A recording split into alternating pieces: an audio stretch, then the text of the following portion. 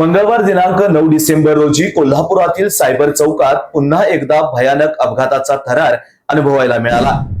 केएसबीपी nature park कडून cyber चौकाच्या दिशेने भरधाव वेगाने येणाऱ्या उसाच्या कांड्या भरलेल्या आणि अचानक ब्रेक फेल झालेल्या ट्रकने थेट सायबर चौक सिग्नल जवळ उभ्या असलेल्या 3 वाहनांना जबर धडक दिली।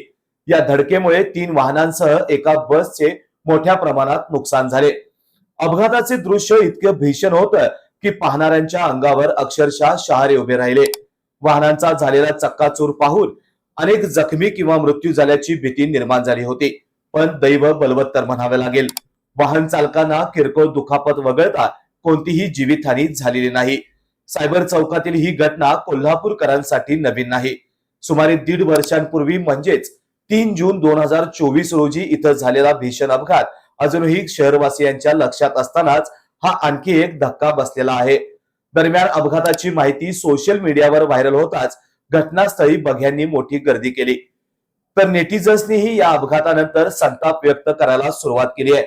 मुख्य प्रश्न असा विचारला जातोय, रात्री 9 नंतरच अवजड वाहनांना शहरात प्रवेशाची परवानगी असताना अशी वाहने कोल्हापुरात येतात तरी कशी?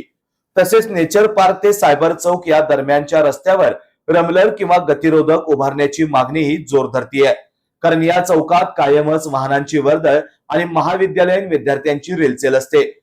म्हणूनच या गंभीर अपघातानंतर वाहतूक विभाग आणि महापालिका प्रशासनाने त्वरित ठोस उपाययोजना राबवण्याची आवश्यकता असल्याच्या प्रतिक्रिया आता उमटायला सुरुवात झाली आहे।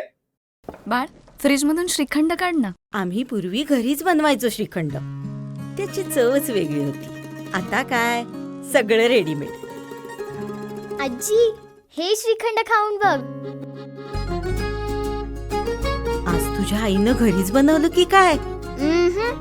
हे आहे गोकुळचं श्रीखंड। अगदी जिभेवर रेंगाळणार। जिभेवरच नाही तर मनावरही रेंगाळणार। गोकुळ श्रीखंड, मनावर रेंगाळणार।